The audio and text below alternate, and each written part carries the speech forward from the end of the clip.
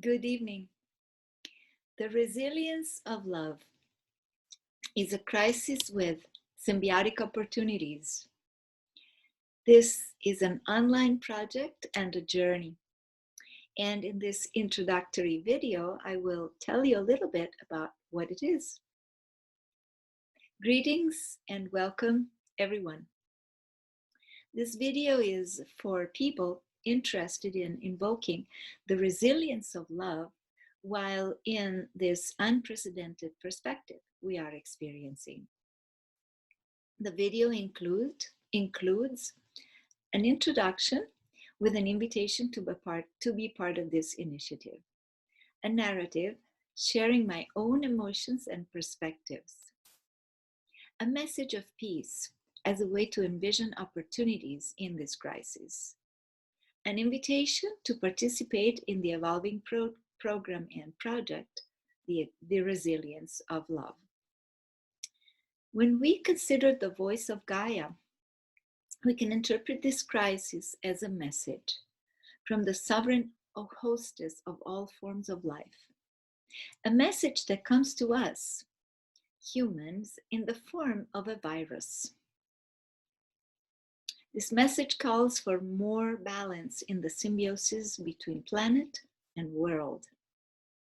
For those who don't know me well, I am Dr. Serena Gaia, also known as Serena Anderlini, and I will say that the alarm of the COVID-19 crisis caught me in the period when I was gradually relocating in Italy, and in particular in the beloved community of Damanhur, after about 30 years of research and professional life in academia and in the areas of the arts of loving and healing, while I lived in various regions of the United States.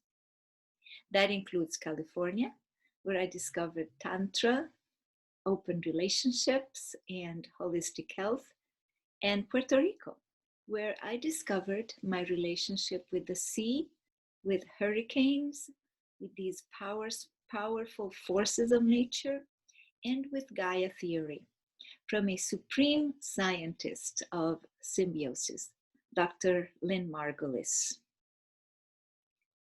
From my Puerto Rican home in Punta Arenas, I observed the patience of nature for 20 years and noticed that recently that patience has disappeared. From that time, back in the 90s, when we missed the opportunity to handle climate change more responsibly with the Kyoto Treaty, the Kyoto Protocol, nature, I've observed, has exerted abundant resilience while waiting for us to decide that we were going to change the course of our voyage on this earth to correct our route. That resilience has now come to an end. What does not happen in 30 years can happen in one day, as they say. When I became aware that something truly extraordinary was happening, I was visiting New York en route between Puerto Rico and Oregon, where two of my expanded families are located. I experienced all kinds of responses: agitation, avoidance, conflict. Then I started to listen and read a very wide variety of sources. I was reactive. I was in an emotional state that included anger, fear, pain. Pain for my first matria, Italy, for many loved ones forced to the hardships of lockdown. For many, a form of imprisonment, especially when living in small city apartments. Then I evolved admiration, appreciation, and gratitude for the wisdom with which people of goodwill in Italy understood, helped each other, came together, achieved results in flattening the curve, and in many cases even managed to find the pleasant side with synchronic singing from balconies across courtyards, with a newfound sense of calm, kindness, sympathy, and solitude. From afar, I came to admire this somewhat magical, somewhat ingenious country, capable of great improvisations, whose people together listened and managed to respond. I made peace with the thing. When did this happen for me? Two sources in particular impressed me. I listened to Professor Telmo Pievani at the University of Padua, where he teaches science of evolution. In a video, he humbly explains that as long as the Earth had many primeval forests where herds of free mammals assembled, viruses would simply and inconspicuously stay there. Then they decided to make a species leap. They mutated and came for a visit where free mammals do gather today, that is, in metropolitan areas where we humans are found. We who, until recently, were free. The Anthropocene, I thought. This international exhibition in Bologna is designed to help the public understand why, in geology studies today, the thesis that the Holocene has ended is gaining support. The Holocene is the era that began with the last ice age, about 12,000 years ago. Another era has started, an era when the balance of life on our sovereign hostess, the Earth, also known as Gaia, is so dominated by our human presence and its effects that we humans have become a force more powerful than all other forces combined. Hence the Anthropocene, the era of human beings, as it were. I put these two messages together and I understood that we are the responsible ones. Not everyone to the same extent, of course, but certainly each one of us in some ways. I got it. This time, I said, there is no bad guy. There is no plan. There is no government to bash. There is no conspiracy, or at least, if there were any, it would be beside the point. This gave me peace, and I found the courage to face the situation. I asked myself, how can my practice of ecosexual love, my experience, my wisdom, be useful in this context? This is the motivation for my initiative, the resilience of love.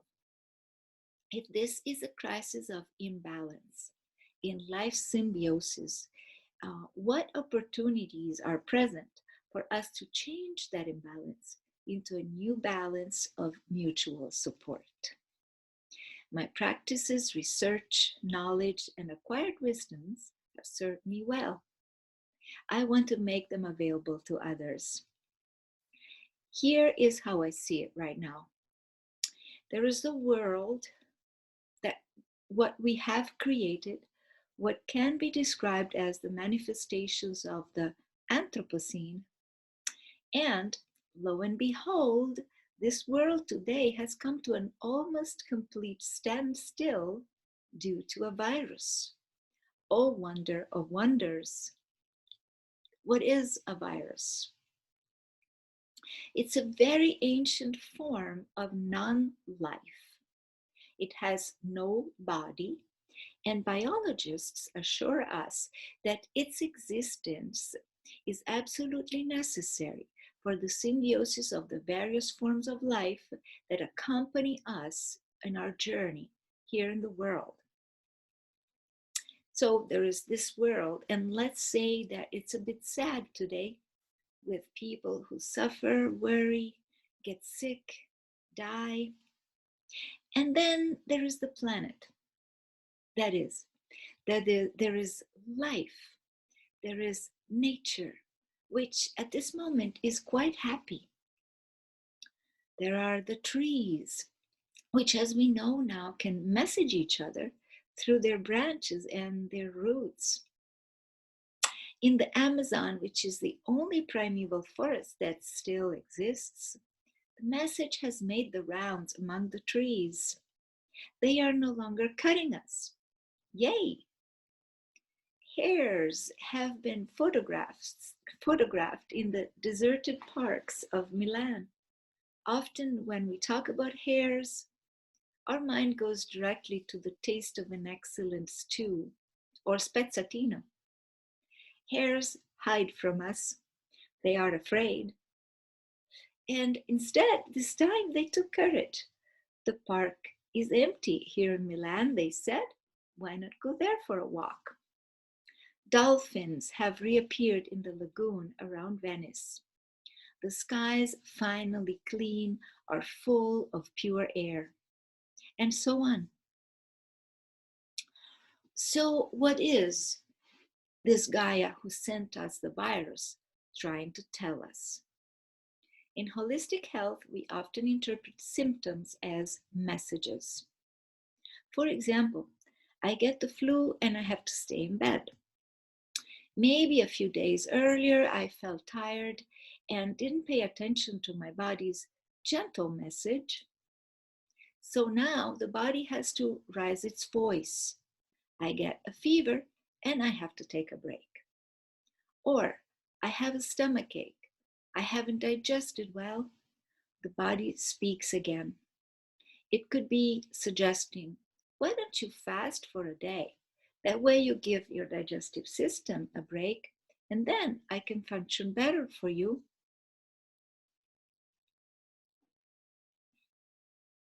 So this COVID-19 per se, together with the COVID-19 alarm that's been generated, could be just a symptom from the live body of Gaia, which we may interpret as a message, a loud message, a message that scours the planet from end to end.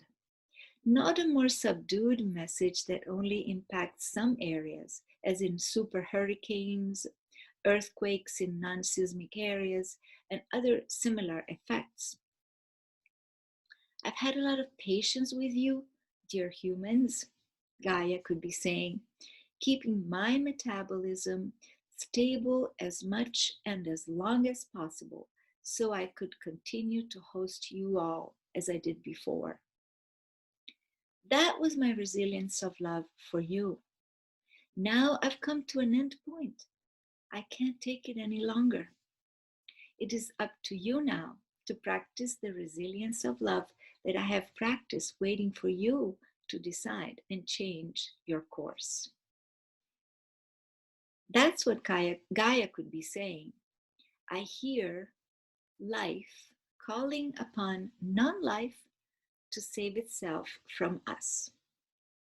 How did we let that happen? Can we be more considerate of how we treat our partners?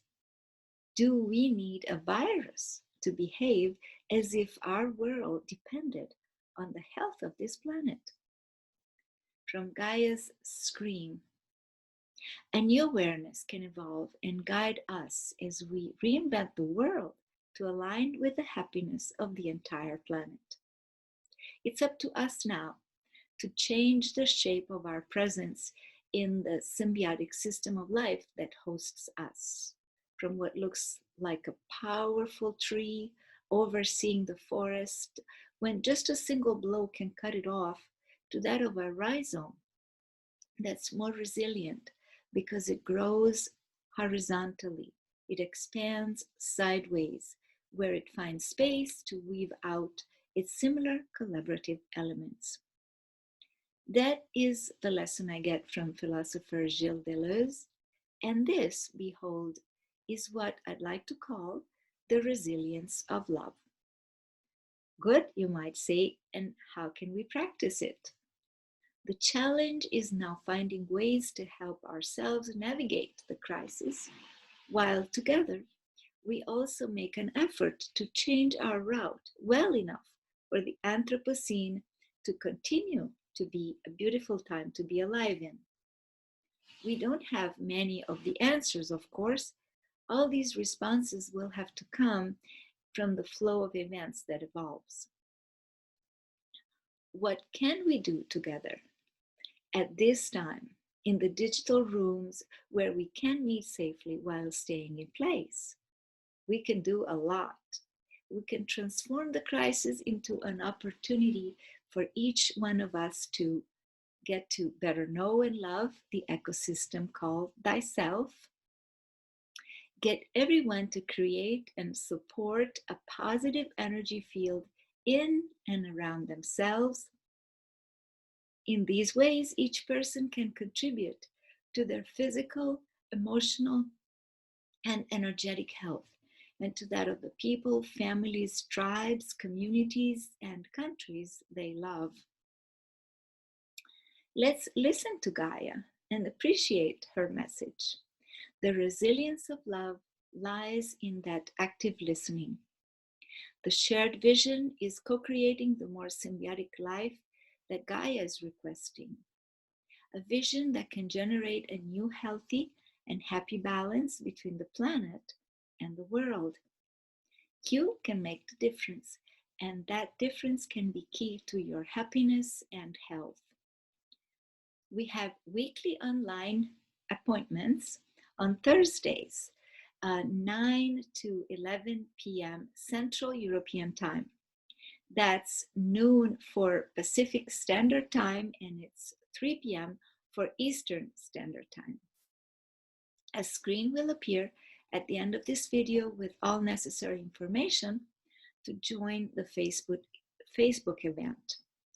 To access the link to the Zoom room, go to the Facebook event where it will be posted a little before startup time.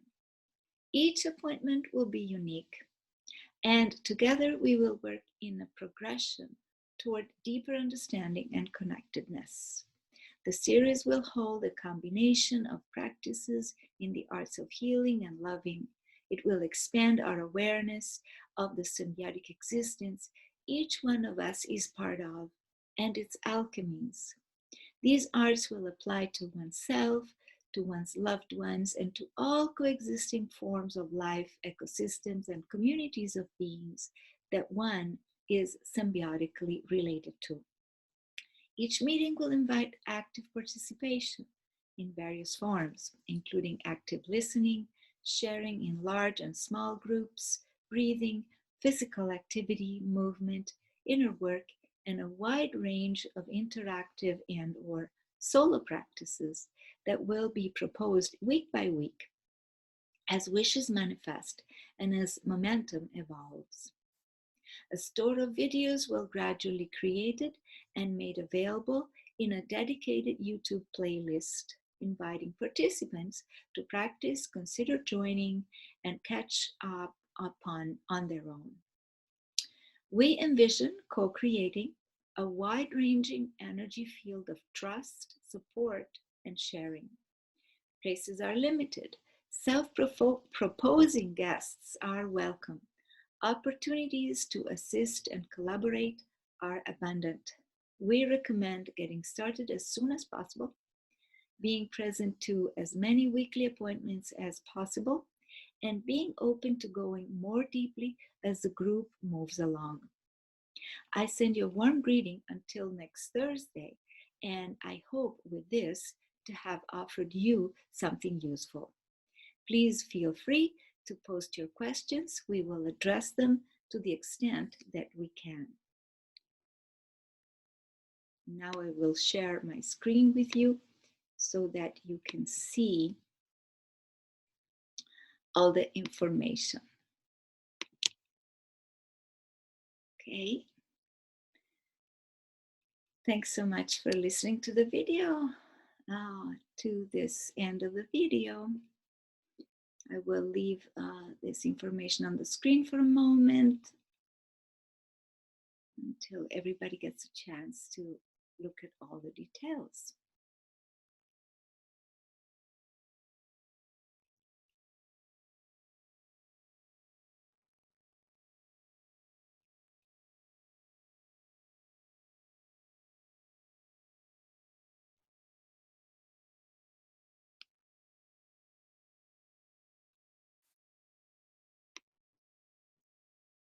And now I want to thank you for listening, and I hope to see you on next Thursday on our next appointment.